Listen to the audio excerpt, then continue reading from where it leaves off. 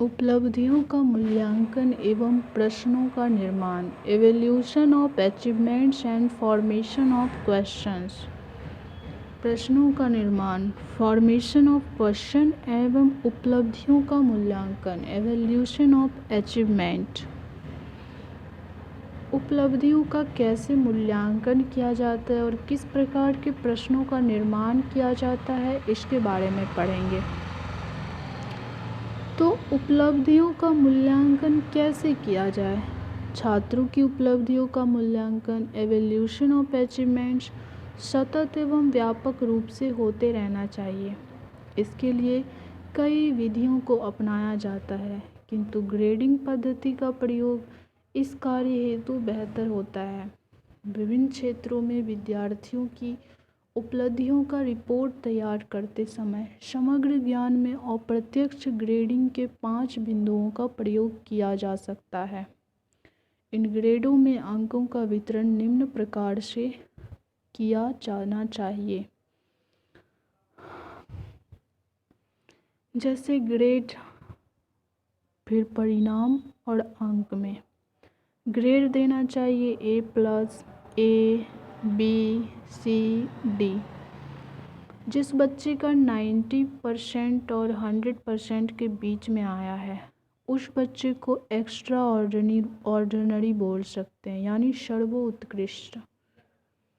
जिस बच्चे का 75 से 89% तक आया है, उसको बोलेंगे उत्कृष्ट, एक्सलेंट, और उसको ग्रेड ए में ही रखेंगे। दूसरा है ग्रेड बी, ये बहुत अच्छा कहलाएगा, वेरी गुड, और इसका जो है प्रतिशत होगा 56 से 74 तक के बीच में।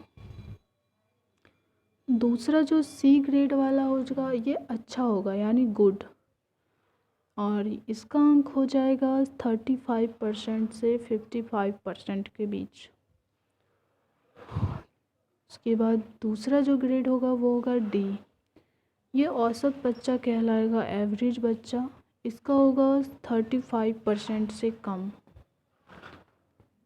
बच्चे के ग्रेड उपलब्धि कार्ड में दर्शाया जाना चाहिए, जो प्रतिशतता की उपरोक्त श्रेणी में व्यवहार के सूचक के अनुसार प्रतिशतता पर आधारित हो। इसके अलावा शैक्षिक और शिक्षा से जुड़े क्षेत्रों और बच्चे की उपलब्धि के स्तर के संबंध में कुछ टिप्पणियां दर्ज की जा सकती है। ये टिप्पणियां शिक्षण के क्षेत्र में प्रयास करने के लिए माता पिता और बच्चे के लिए सहायक होती है। सतत एवं व्यापक मूल्यांकन, सतत निदान, उपचार, प्रोत्साहन और सराहना इत्यादि विद्यार्थी की उपलब्धियों में सुधार लाने के लिए उपयोगी सिद्ध होते हैं। इसके लिए प्रधानाचार्य, अध्यापक और माता पिता को अभिमुखी और ठोस प्रयास करने होंगे, जिससे बच्चे के व्यक्तित्व का सर्वांगीण विकास हो सके। संलग्न रेटिंग मान में विभिन्न ग्रेडों के रूप में विद्यार्थियों को उचित रूप से सीखने में रखने में अध्यापक को मदद मिलती है। उपलब्धियों का परीक्षण, किसी भी क्षेत्र में कार्य करने वाले व्यक्ति की उपलब्धियों को मापने की प्रक्रिया को उपलब्धि परीक्षण कहते हैं। इसका प्रयोग अनेक क्षेत्रों में किया जाता है, उदाहरण स्वरूप शिक्षा जगत में, व्यवसाय जगत में तथा तकनीकी क्षेत्रों में तथा अन्य क्षेत्रों में। उपलब्धि परीक्षण 2 तरह से होता है। शिक्षक निर्मित उपलब्धि परीक्षण, टीचर मेड अचीवमेंट टेस्ट। यह परीक्षण शिक्षक के द्वारा विद्यार्थियों में समझ को विकसित करने हेतु समय समय पर आकार अवधि की समाप्ति पर अध्याय के समाप्त होने पर किया जाता है। यह परीक्षण छात्रों को व्यक्तिगत विकास तथा उनको अभिप्रेरित करने के लिए किया जाता है। दूसरा है मानकीकृत उपलब्धि परीक्षण, स्टैंडर्डाइज्ड अचीवमेंट टेस्ट। सामान्य भाषा में उपलब्धि परीक्षण को मानकीकृत उपलब्धि परीक्षण कहा जाता है।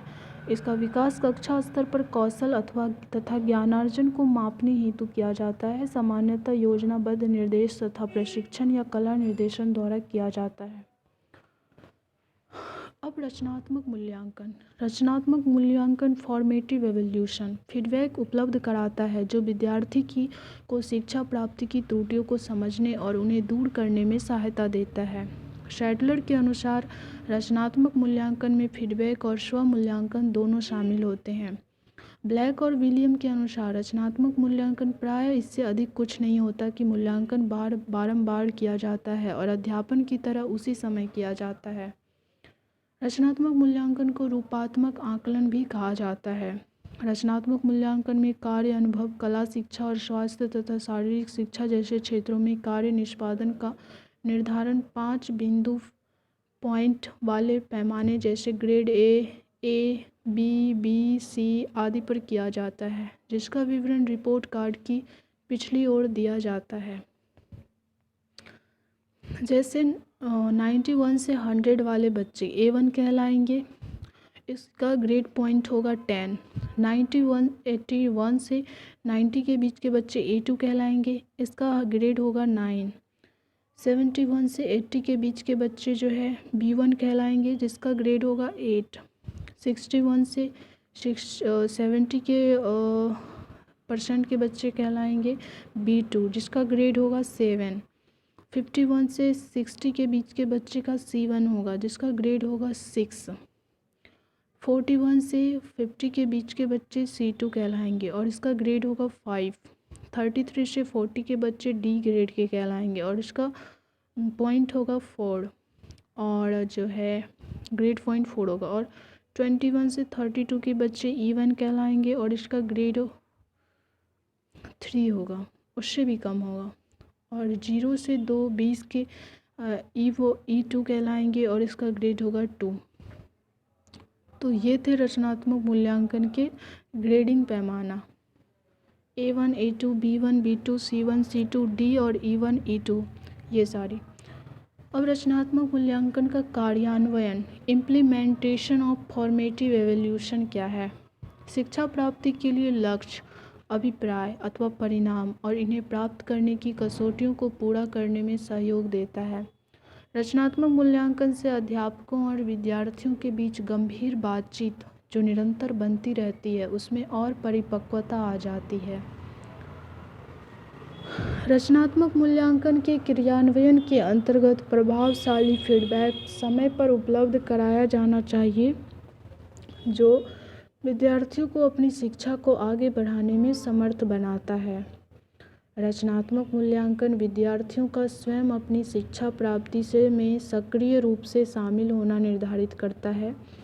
रचनात्मक मूल्यांकन का कार्यान्वयन अध्यापकों द्वारा अपनी अध्यापन की पद्धतियों में संशोधन करके शिक्षा प्राप्ति की निर्धारित आवश्यकताओं को पूरा किया जाना निर्धारित करता है। रचनात्मक मूल्यांकन का उपयोग पाठ्यक्रम के अध्यापन और शिक्षा प्राप्ति को आंकने के लिए किया जाना चाहिए। रचनात्मक मूल्यांकन के अंतर्गत विद्यालय का यह दायित्व है कि वह विद्यार्थियों को उनके कार्य निष्पादन में सुधार करने में सहायता देने के लिए शैक्षिक वर्ष के शुरू होने के समय से विद्यार्थियों की शिक्षा प्राप्त करने की कठिनाइयों का निदान करे और उन्हें समय के उपयुक्त अंतरालों पर माता पिता के ध्यान में लाए। विद्यालयों को विद्यार्थियों की सीखने की क्षमता को बढ़ाने के उपयुक्त उपचारिक उपायों की सिफारिश भी देनी चाहिए। इसी प्रकार विशेष रूप से प्रतिभाशाली बच्चों को अतिरिक्त कार्य देकर, प्रतिभा को और बढ़ाने वाली सामग्री देकर और परामर्श देकर उन्हें और अधिक योग्य बनाया जाना चाहिए। कमजोर और प्रतिभाशाली दोनों प्रकार के बच्चों की सहायता के लिए उन्हें परामर्श देने के लिए कक्षा की समय सारणी में उपयुक्त व्यवस्था की जानी चाहिए। अध्यापक के लिए यह भी जरूरी है कि वह अपनी कक्षा में विभिन्न प्रकार की योग्यताओं वाले विद्यार्थियों से निपटने की कार्यनीतियों का उपयोग करे। यह उचित होगा कि शैक्षिक वर्ष के दौरान विद्यार्थियों की और उसके माता पिता को विद्यार्थियों की उपलब्धि के स्तर की जानकारी दी जाए तथा विद्यार्थियों के कार्य निष्पादन को बढ़ाने के लिए उनके सहयोग से उपयुक्त समय पर औपचारिक कदम उठाए जा सके। संपूर्ण मूल्यांकन के अंत में बच्चे की सकारात्मक और महत्वपूर्ण उपलब्धियों के बारे में कक्षा के अध्यापक की वर्णनात्मक अभिव्यक्तियाँ होनी चाहिए और प्रत्यक्ष नकारात्मक मूल्यांकन को टाला जाना चाहिए। रचनात्मक मूल्यांकन के उद्देश्यों को पूरा करने के लिए और विद्यार्थियों को अपने कार्य निष्पादन में सुधार करने में समर्थ बनाने के लिए अध्यापकों को अपने अध्यापन के दौरान मूल्यांकन के विभिन्न साधनों का उपयोग करने की आवश्यकता है। अध्यापकों को चाहिए कि वे रचनात्मक मूल्यांकन की अवधि में निर्धारण के कम से कम 3 विभिन्न साधनों का उपयोग करें। जहाँ तक रचनात्मक मूल्यांकनों का संबंध है, ये प्रस्ताव है कि विद्यालयों को अपने मूल्यांकन स्वयं करने चाहिए। विद्यालयों को अपने आप को केवल कागज पेंसिल वाली परीक्षाओं तक सीमित नहीं रखना चाहिए। मूल्यांकन लिखित और मौखिक दोनों ही प्रकार की परीक्षाओं का होना चाहिए। इसमें परियोजनाओं, क्रियाकलाप, प्रश्नोत्तरियाँ, निर्दिष्ट कार्य, कक्षा कार्य, घर का कार्य भी शामिल हो सकता है। परीक्षा में विद्यार्थियों के मन में भय उत्पन्न नहीं करना चाहिए और इसका स्वरूप ऐसा होना चाहिए कि उन्हें अनौपचारिक तरीके से किया जा सके। रचनात्मक मूल्यांकन योजना। रचनात्मक निर्धारण पर संकेंद्रण फोकस। विद्यार्थियों के शिक्षा प्राप्ति के परिणामों और निर्धारण की अपेक्षाओं को बांटना, स्पष्ट रूप से निर्धारित कसौटियों का उपयोग करना, उदाहरणों और आदर्शों का उपयोग करें, विशिष्ट फीडबैक और फीड फॉरवर्ड दें जिससे यह सहायता मिलेगी। विद्यार्थी स्व निर्धारण करे, विद्यार्थी अपनी प्रगति का विवरण रखे, अध्यापक विद्यार्थी की प्रगति का विवरण रखे। रचनात्मक मूल्यांकन के लिए विशिष्ट सिफारिशें।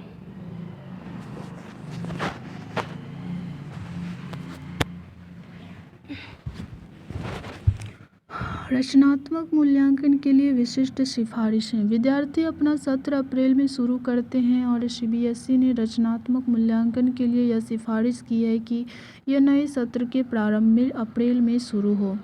सीबीएसई द्वारा की गई सिफारिशों में विभिन्न विषयों के बारे में कुछ महीनेवार सुझाव दिए गए हैं। ये सलाह दी गई है कि प्रत्येक अवधि विद्यालय रचनात्मक मूल्यांकन के अंतर्गत विद्यार्थी के कार्य निष्पादन का मूल्यांकन करने के लिए कागज पेंसिल परीक्षा का उपयोग 1 से अधिक बार ना करें। ये सुझाव दिया गया है कि विज्ञान के मामले में वर्ष में 4 रचनात्मक मूल्यांकनों में से कम 1 मूल्यांकन प्रयोगों के रूप में हो। गणित में 4 मूल्यांकन में से 1 मूल्यांकन गणित प्रयोगशाला क्रियाकलापों का मूल्यांकन होना चाहिए।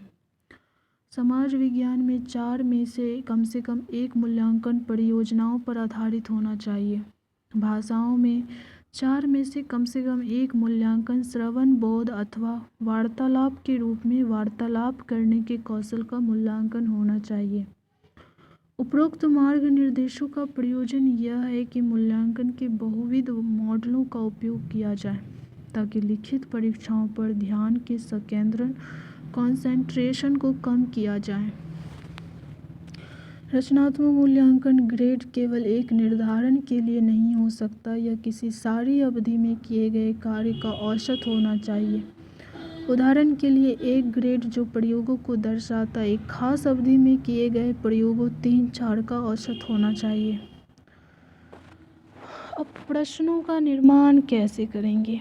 बच्चे के ज्ञान, सोच, छवि और भावनाओं का पता लगाने का सबसे उत्कृष्ट तरीका है शिक्षार्थी का मूल्यांकन। उससे प्रश्न पूछकर और उसके सामने समस्याएं रखकर किया जा सकता है। दिए गए उत्तरों के संबंध में प्रश्न बनाने की क्षमता भी शिक्षण का उचित परीक्षण है। सकारात्मक मूल्यांकन करने के रूप में अध्यापक शिक्षण के दौरान उसके शिक्षण की जानकारी या बच्चे के सामने आने वाली कठिनाइयों को बच्चों से पूछकर कर सकता है कि बच्चा उनके बारे में क्या सोचता है। अच्छे प्रश्नों की विशेषताएं। मनोवैज्ञानिकों ने अच्छे प्रश्नों की निम्नलिखित विशेषताएं बताई है। उद्देश्य पर आधारित। प्रश्न पूर्व निर्धारित उद्देश्य पर आधारित होने चाहिए और उन्हें इस तरीके से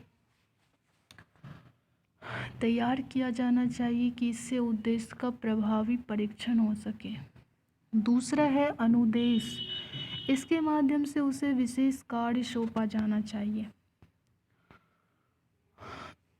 इस प्रयोजन के लिए समुचित निर्देशात्मक शब्दों का प्रयोग किया जाना चाहिए और वाक्य संरचना की स्थिति का उल्लेख किया जाना चाहिए। विषय क्षेत्र, इसमें उत्तर की सीमा और क्षेत्र उत्तर की लंबाई का उल्लेख किया जाना चाहिए जो अनुमानित समय और उसके लिए तय अंकों के अनुसार हो। विषय वस्तु, प्रश्न उसी विषय क्षेत्र के अंतर्गत होना चाहिए जिसके संबंध में परीक्षण किया जाना है। प्रश्न का रूप, इसका रूप उस उद्देश्य और विषय वस्तु पर निर्भर करता है जिसकी परीक्षा ली जाती है। कतिपय योग्यताओं की परीक्षा देने के लिए कई तरीके बेहतर होते हैं। भाषा, अच्छा प्रश्न स्पष्ट, संक्षिप्त और दुविधा रहित भाषा में तैयार किया जाना चाहिए। इसकी भाषा विद्यार्थी की पहुंच में होनी चाहिए। कठिनाई का स्तर, प्रश्न उस विद्यार्थी को ध्यान में रखते हुए तैयार किया जाना चाहिए जिससे यह प्रश्न पूछा जाना है। प्रश्न की कठिनता परीक्षा की क्षमता, परीक्षण के विषय क्षेत्र और उत्तर देने के लिए उपलब्ध समय पर निर्भर करती है। शक्ति का अंतर, अच्छे प्रश्नों में मेधावी विद्यार्थियों और अन्य विद्यार्थियों को भी ध्यान में रखा जाना चाहिए। उत्तर की सीमा का क्षेत्र पुनः निर्धारित करना, प्रश्न की भाषा इतनी सटीक और संक्षिप्त होनी चाहिए कि उससे संभावित उत्तर की सीमा या परिभाषा स्पष्ट हो सके। मूल्य बिंदु, पूरे प्रश्न के लिए और उसके उपभागों के लिए मूल्य बिंदु या अंकों का स्पष्ट उल्लेख किया जाना चाहिए।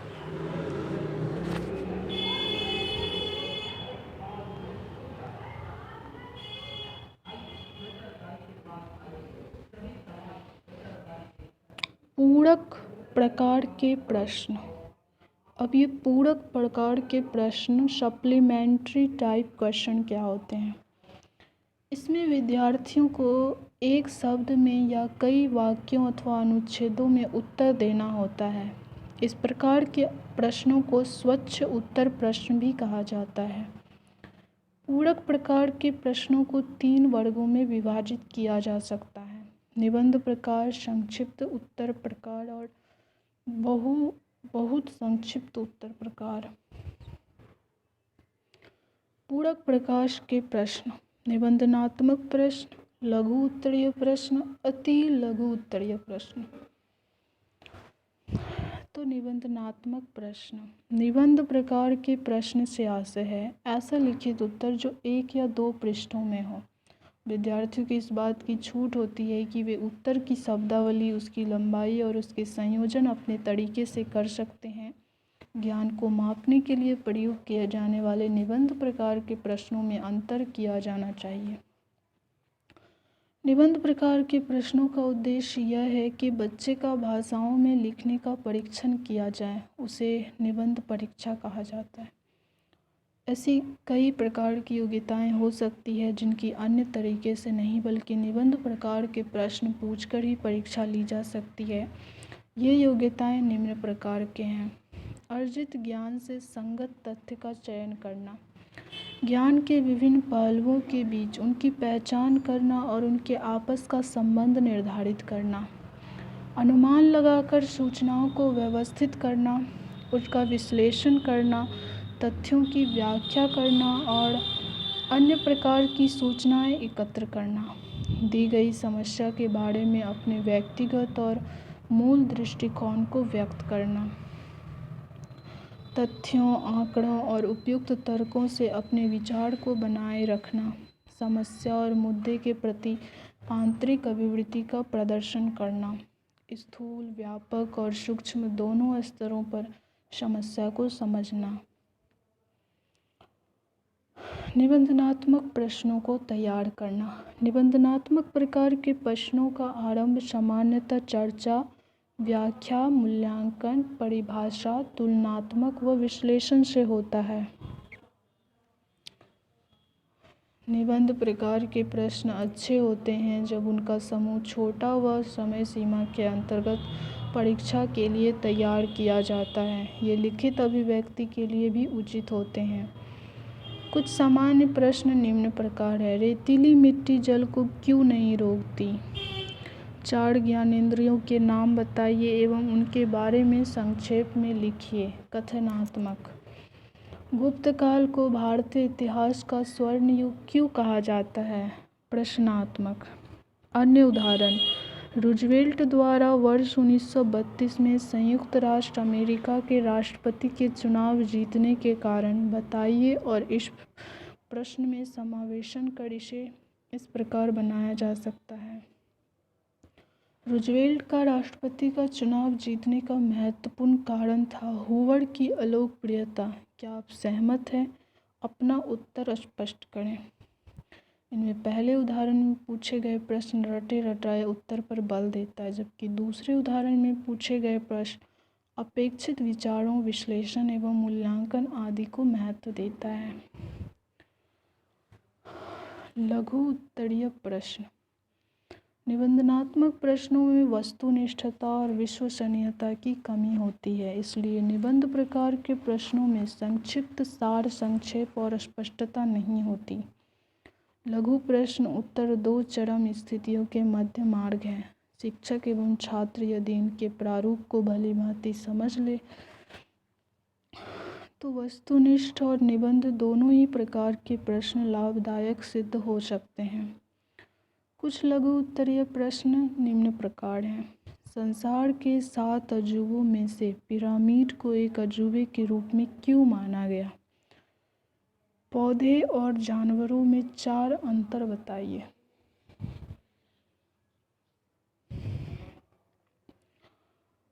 लघु उत्तरीय प्रश्न के संदर्भ में निम्नलिखित बातों पर ध्यान देने की आवश्यकता पड़ती है।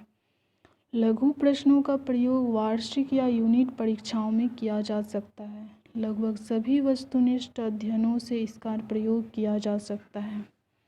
यह छात्रों में सही तथ्यों के संगठन और समझने के विकास में सहायता करता है। इस प्रकार के प्रश्नों की अपेक्षा अधिक वस्तुनिष्ठता और विश्वसनीयता होती है। इस तरह के प्रश्न अधिक से अधिक पाठ्यक्रम को शामिल करने में सहायता करेंगे, क्योंकि कुछ निबंधनात्मक प्रश्नों के स्थान पर अधिक लघु प्रश्न पूछे जा सकते हैं। इससे प्रश्न पत्र की वैधता में भी सुधार आएगा। अति लघु उत्तरीय प्रश्न, very short answer type question. अति लघु उत्तरीय प्रश्न वे हैं जिनके द्वारा निश्चित परीक्षा बिंदु जाना जाता है और वस्तुनिष्ठता को चिन्हित किया जा सकता है। इन प्रश्नों से ज़्यादातर विषय वस्तु के मूल को समझा जा सकता है और अधिक विश्वसनीयता व वैधता को बनाया जा सकता है। अति लघु उत्तरीय प्रश्नों के अंतर्गत परीक्षार्थी से शब्द, पदबंध अथवा अलंकार और वाक्य पूछकर प्रश्नों के उत्तर को जाना जा सकता है। इससे उत्तर एक शब्द या एक वाक्य में दिया जा सकता है। इसके उत्तर देने में ज़्यादा से ज़्यादा 1 से 2 मिनट लगेंगे और आधा से 1 नंबर दिया जा सकेगा।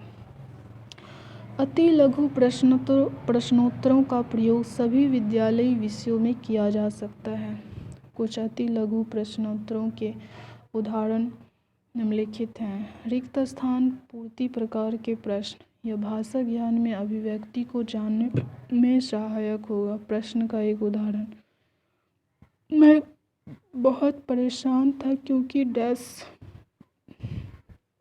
समानार्थक प्रकार के प्रश्न, भाषा में अनुच्छेदों में दिए गए विचार, शब्द, वाक्य, समानार्थक व विलोम शब्दों को चुनने के लिए भी इनका प्रयोग किया जा सकता है। मानचित्र पर आधारित प्रश्न, भूगोल में नक्शा कौशल को मापने के लिए इन प्रश्नों का प्रयोग किया जाता है। रूपांतरण प्रकार का, इस प्रकार के प्रश्नों का प्रयोग केवल भाषा को जांचने के लिए होता है। इस तरह के प्रश्नों के द्वारा कथ्य, वाच्य संश्लेषण व वाक्य रूपांतरण आदि को जांचा जा सकता है।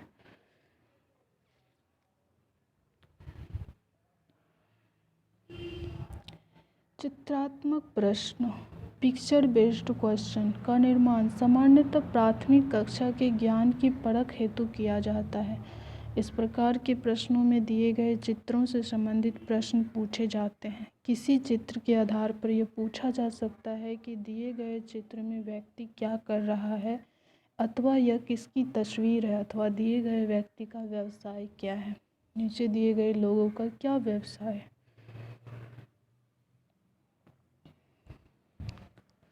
कृषि, इसका हो जाएगा दर्जी। ये क्या कर रहा है?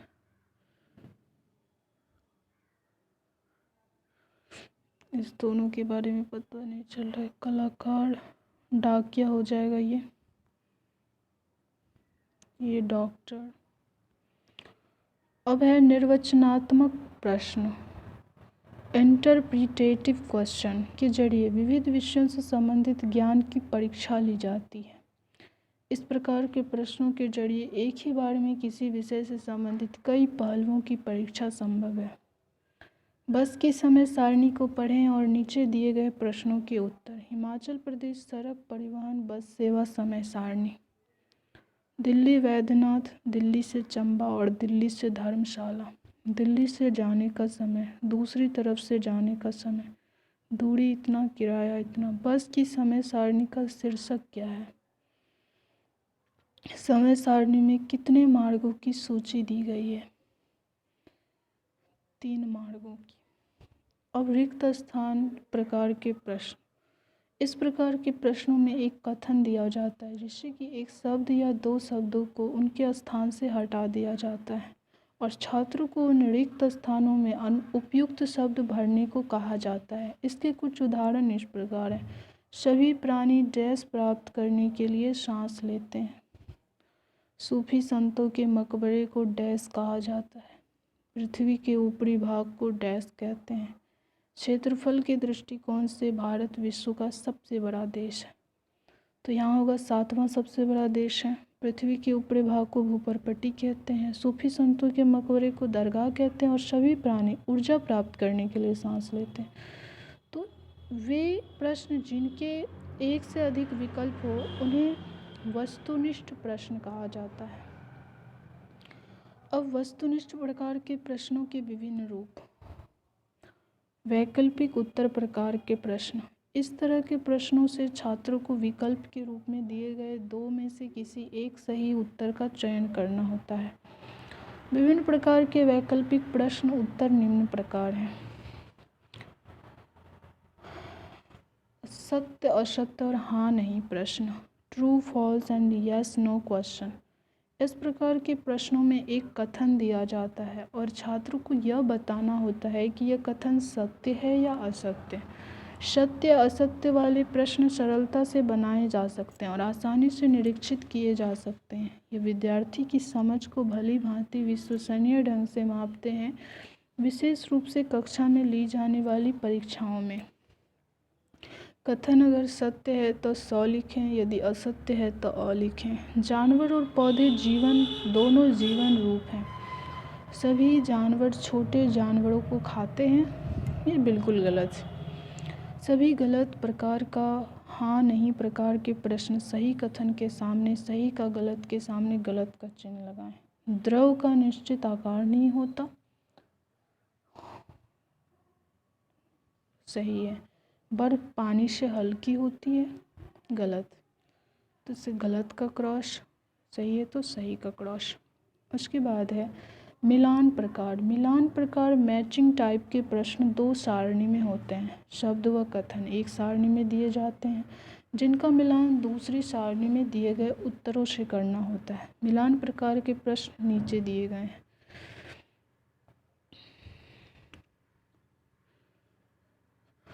मिलान सिंगल मैच। एक प्रकार के प्रश्नों में 2 सारणी दी जाए। बाएं सारणी में प्रश्न पूछे जाते हैं और दूसरे सारणी में उत्तर दिया। छात्रों से पूछे गए प्रश्नों को मिलान करके उत्तर देना।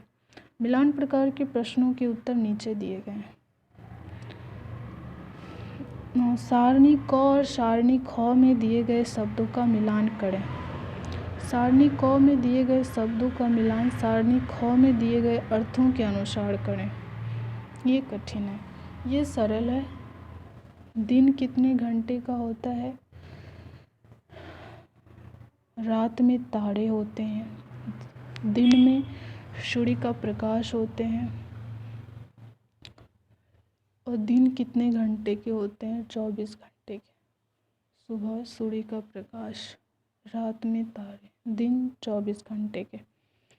इसमें है नाई, इमारतों लोगों के बाल काटने वाला, बैरा, बेकर, होटल में खाना परोसने वाला, वास्तुविद, स्थान की देखरेख करने वाला, ब्रेड बिस्कुट बनाने वाला, बेकर, बैरा, इमारतों व पुलों को रेखांकन करने वाला, रखवाला, होटल में खाना परोसने वाला। तो ये सारी चीज़ें। दोहरा मिलान, डबल मैच, इस प्रकार के प्रश्नों में दो क्षेत्रों की जानकारी के लिए एक सूची दी जाती है जिसमें 2 के बजाय 3 सारणियों का प्रयोग किया जाता है। मध्य सारणी में उत्तर देना होता है, बाएं व दोनों तरफ उसके उत्तर दिए जाते हैं। उदाहरण यहाँ 3 सारणी दी गई है। दूसरे सारणी में 4 जानवरों की सूची दी गई है, जबकि पहली सारणी में जानवरों का व्यवहार और तीसरी सारणी में भोजन के प्रकार जिन्हें वे सामान्यतः खाते हैं। दिन का प्रकाश पसंद करते हैं लेकिन रात में सक्रिय होते हैं। कौन? दिन का प्रकाश पसंद करते हैं लेकिन रात में सक्रिय होते हैं। कौन है वो?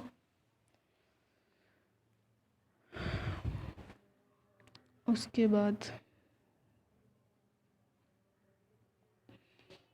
इसका हो जाएगा घाव, पौधे के पत्ते।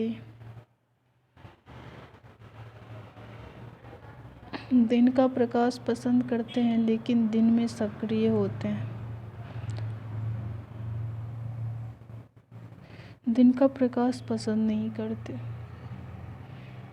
दिन का प्रकाश पसंद। इस प्रकार के प्रश्न।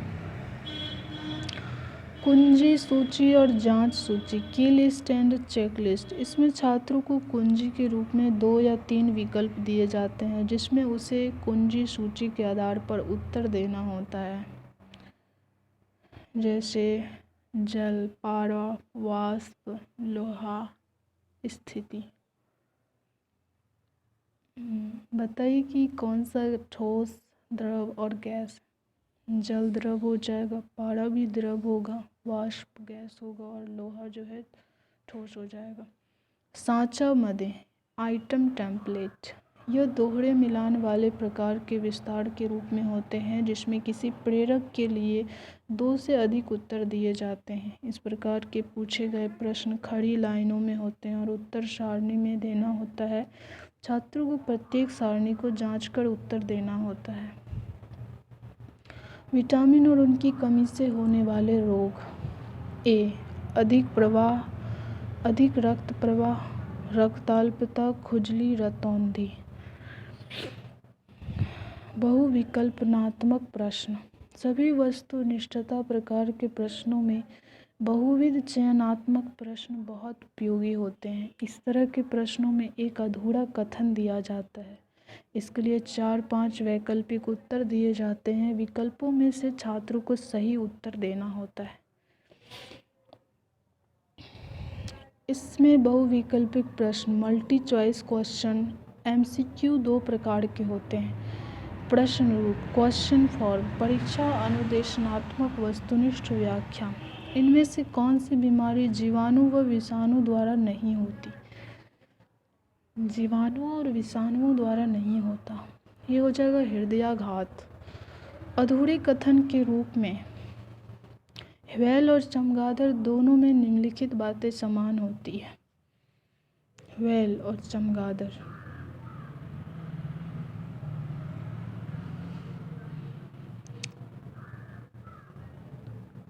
पंख, बाल, अंग या गर्दन। तो इसके हो जाएंगे, नहीं पता क्या समान होते हैं इसके। उपरोक्त प्रश्नों के इस रूप का प्रयोग विभिन्न परीक्षणों और छात्रों द्वारा सफलता प्राप्त करने के लिए किया जाता है। यदि परीक्षा में विभिन्न प्रकार के प्रश्नों का प्रयोग किया जाए तो यह निश्चित तौर पर वस्तुनिष्ठ और संतोषजनक होगा। दूसरी तरफ विश्वसनीय और विधि मान्य तरीका भी होगा। तो हमने इतने सारे प्रश्न, बहुवैकल्पिक प्रश्न, सांचे मदे, ये सारी कुंजी सूची और जांच सूची, दोहरा मिलान, एकल मिलान, वस्तुनिष्ठ प्रकार के प्रश्नों के रूप, रिक्त प्रकार के प्रश्न, निर्वचनात्मक प्रश्न, ये सारे मैंने पढ़ा। चित्रात्मक प्रश्न, लघु उत्तरीय, निबंधनात्मक प्रश्न, अच्छे प्रश्नों की विशेषताएं पढ़ी और फिर प्रश्नों का निर्माण कैसे किया जाता है, रचनात्मक मूल्यांकन के लिए क्या क्या विशिष्ट सिफारिशें हैं और उपलब्धियों का मूल्यांकन कैसे किया जाता है। रचनात्मक मूल्यांकन के बारे में ब्लैक और विलियम ने ये सब कहा। रचनात्मक मूल्यांकन प्रायः इससे अधिक कुछ नहीं होता कि मूल्यांकन बार बार किया जाता है और रचनात्मक मूल्यांकन में फीडबैक और स्व मूल्यांकन दोनों शामिल होते हैं, ये सैडलर ने कहा। उपलब्धियों का परीक्षण शिक्षक निर्मित होता है और मानकीकृत उपलब्धि परीक्षण होता है। ये सारी चीज़ें हम लोगों ने पढ़ा। लास्ट में बचा हुआ है बस आलोचनात्मक चिंतन, क्रिटिकल थॉट।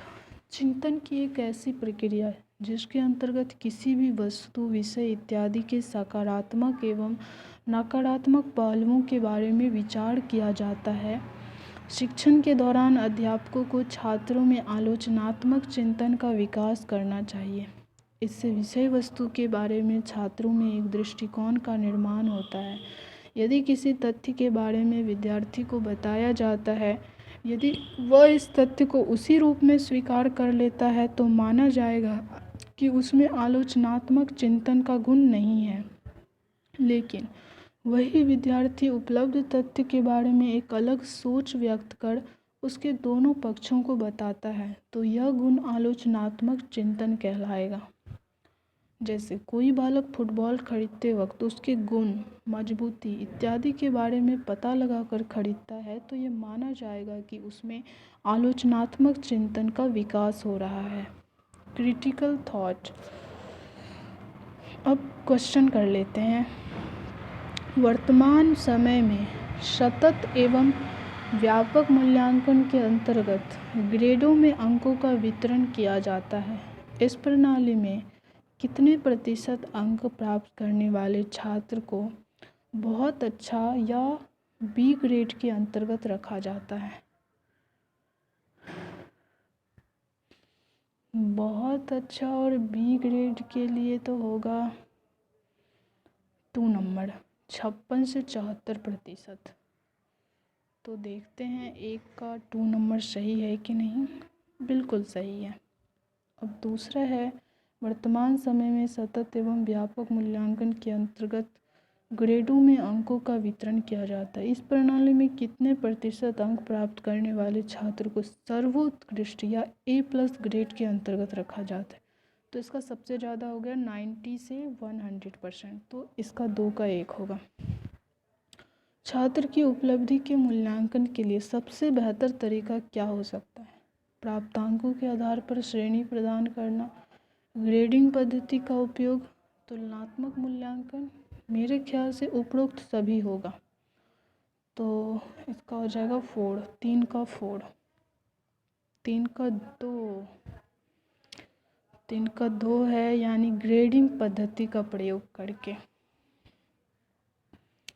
ग्रेडिंग पद्धति का प्रयोग करके किया जाएगा। उपलब्धि परीक्षण किया जा सकता है शिक्षा के क्षेत्र में, खेल के क्षेत्र में। इसका सारा आंसर सही हो जाएगा। एक और क्वेश्चन कर लेते हैं। व्यवहारिक रूप से रचनात्मक मूल्यांकन का अर्थ नहीं है यह विश्वास करना है कि प्रत्येक विद्यार्थी को सुधारने, शिक्षक की भूमिका फीडबैक मुहैया कराना जो विद्यार्थियों को समझने और अगले कदम उठाने में सहायता। शिक्षा प्राप्ति के लक्ष्य विद्यार्थियों के साथ बांटना, स्व निर्धारण के विद्यार्थियों को शामिल करना। के लक्ष्य विद्यार्थियों के साथ बांटना, शिक्षा प्राप्ति के लक्ष्य विद्यार्थियों के साथ बांटना। तो 5 का मेरे ख्याल से 3 नहीं होगा, 5 का 1 है। यह विश्वास करना कि प्रत्येक विद्यार्थी को सुधारने के लिए शिक्षक की भूमिका सर्वाधिक आवश्यक है। शिक्षक की भूमिका इसमें उतना नहीं है, तो ये हो जाएगा। एक और है, परीक्षा के प्रकार कौन कौन से? मौखिक, लिखित, खुली किताब आधारित परीक्षा। तो मेरे ख्याल से खुली किताब आधारित से परीक्षा तो नहीं होगा, लेकिन केवल ए, केवल सी, ए और बी। मेरे ख्याल से ए और बी होगा। 6 का 3, 6 का 3, 6 का 4, ये सभी हो जाएगा। उपरोक्त सभी। खुली किताब आधारित परीक्षा, ये क्वेश्चन मैं समझ नहीं पा रही क्या है। एक और प्रश्न करते हैं। मार्गदर्शन का प्रयोजन है मूल्यांकन के बहुविध मॉडलों का प्रयोग, मूल्यांकन के एकल मॉडल का, 2 मॉडलों का प्रयोग, 3 मॉडलों का प्रयोग।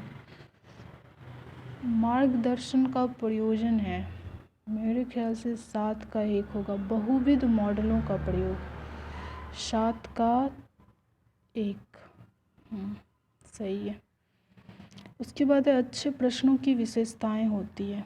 प्रश्न उद्देश्य पर आधारित हो, उत्तर लिखने की सीमा निर्धारित हो, सरल भाषा का प्रयोग हो, प्रश्नों का स्वरूप विषय वस्तु पर निर्धारित हो। प्रश्न उद्देश्य पर आधारित, सरल भाषा का प्रयोग, प्रश्नों का स्वरूप विषय वस्तु पर, सारे तो सही हैं। तो मेरे ख्याल से उत्तर लिखने की सीमा भी निर्धारित होती है, तो ये सारे सही हैं। 8 का 4 हो जाएगा। सही है। अब हम करके देखते हैं मेरा ग्रेड कितना आता है इसमें।